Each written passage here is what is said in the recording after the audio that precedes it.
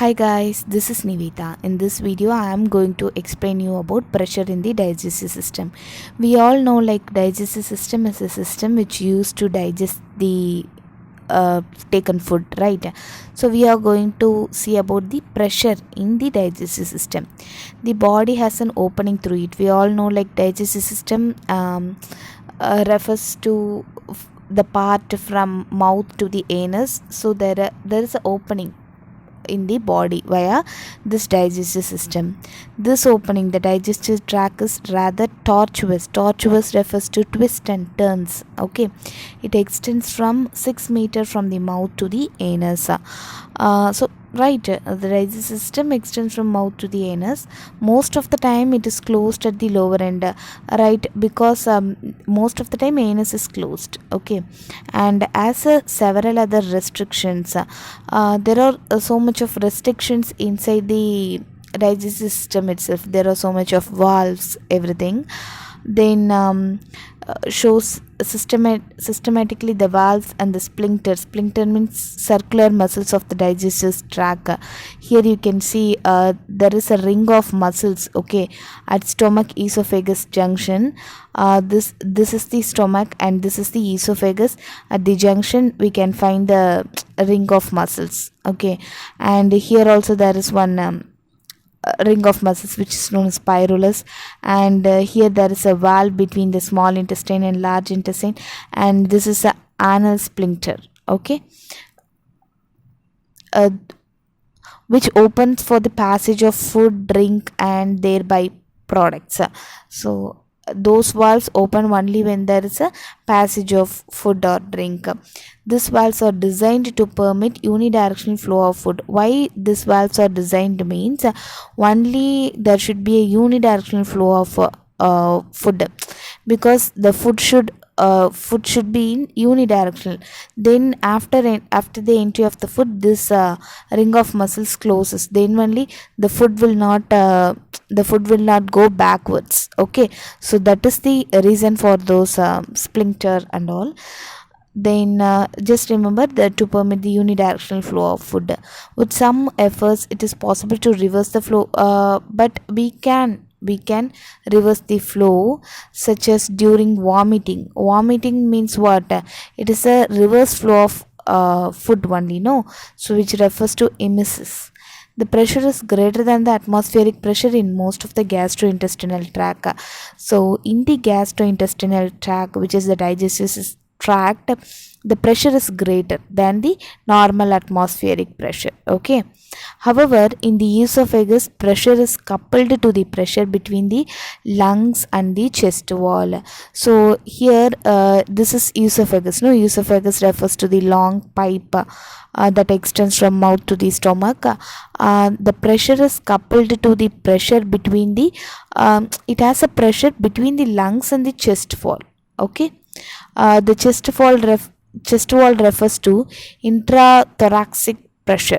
Okay, uh, and is usually less than atmospheric. The pressure in the esophagus is usually less than atmospheric pressure. The intrathoracic pressure is sometimes determined by measuring the pressure of the esophagus. So the chest wall pressure, no, that is sometimes measured by using the pressure in the esophagus, because more or less the pressure in the esophagus and pressure, which is the pressure in the chest wall, are almost equal. During eating, the pressure in the stomach increases as the walls of the stomach are stretched, because when you put some food, no, when you put some food means the walls of the stomach can feel the pressure, so it extends. Okay, so it extends.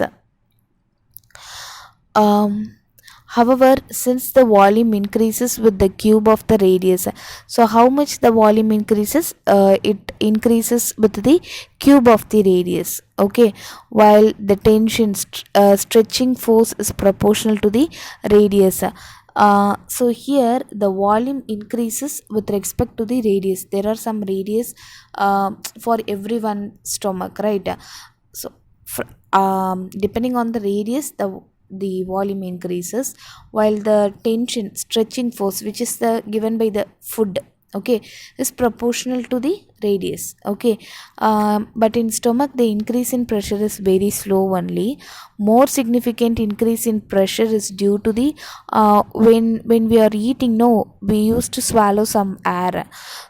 Those are the reasons where the pressure of the stomach can be increased, okay. After we eat we used to do some sound, right? So to force out those air. Air trapped in the stomach causes burping or belching. This trapped air is often visible on the X-rays of the chest. When you take X-ray of the chest, you can easily see the trapped air, okay, in the stomach. In gut refers to kudal, okay, all those part which is helps to digestion. In the gut, gas flat is generated by the microbial action, increases the pressure. We all know like microbacterial action refers to bacteria can be present in both aerobic and anaerobic condition. When they are present in anaerobic condition, they used to get the food and release some air as a byproduct, right? So that is what they are telling. In the gut, generated by the bacterial action increases the pressure, okay. Flatus is produced is even the in the most cultured people. External factors such as bells, so when you put bells or griddles, when you fly or when you swim, affects the gut pressure also, okay. One valve, the pyrolus, prevents the flow of food back into the stomach from the small intestine. Here the pyrolus refers to this area where it doesn't allow the food from the small intestine to the stomach in the backwards, okay. Occasionally, a blockage forms in the small or large intestine, and pressure built up between the blockage and the pyrolus. Suppose if there is any blockage between the small intestine or some large intestine, no, there will be a extent in the volume between those pyrolus and those blockages, okay, because pyrolus is a region which closes, okay. That is what they are telling. Occasionally, blockage forms in the small or the larger intestine. Pressure built up between the blockage and the pyrolus. If this pressure becomes great enough to restrict the blood flow to the critical organs, it can cause death. Suppose the blockage I have told you, right? So it restricts the blood flow means it can even cause death. Okay. The intubation refers to the passing of hollow tube through the nose, stomach and pyrus is usually used to relieve the pressure. So there is a tube, the hollow tube only, that can be sent via nose, stomach and pyrus is usually to relieve the pressure, okay. It can release the pressure. If intubation does not work, it is necessary to relieve the pressure surgically.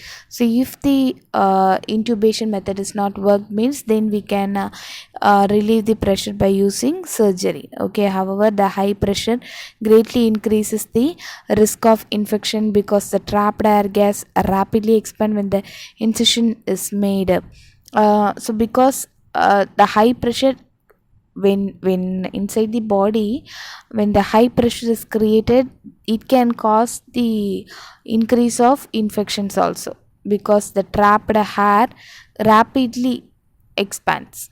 This risk can be reduced if surgery is performed in an operating room in which the external pressure is greater than the pressure in the gut. So when you do the surgery in the operation room, then where the external pressure is more than the pressure in the gut, okay.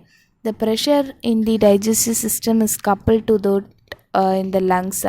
The pressure in those digestive system is joined with the lungs through the flexible diaphragm, okay.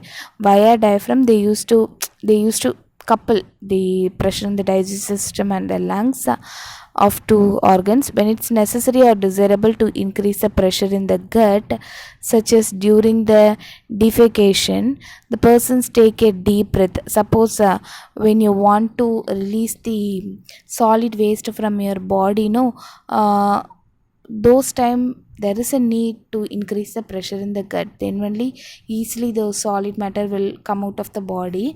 Those times the persons can take deep breath, okay, and closes of the lungs at the glottis and contracts the abdominal muscle. So via increasing the pressure, by not sending the air via the lungs, and contracting the abdominal muscle can easily makes the defecation. Okay, this is what the pressure in the digestive system. We have seen there are so much of pressure, no, when the valves are closed, it can also create some, extra pressure. And what are the methods to relieve those pressure and all we have seen. Thank you for watching.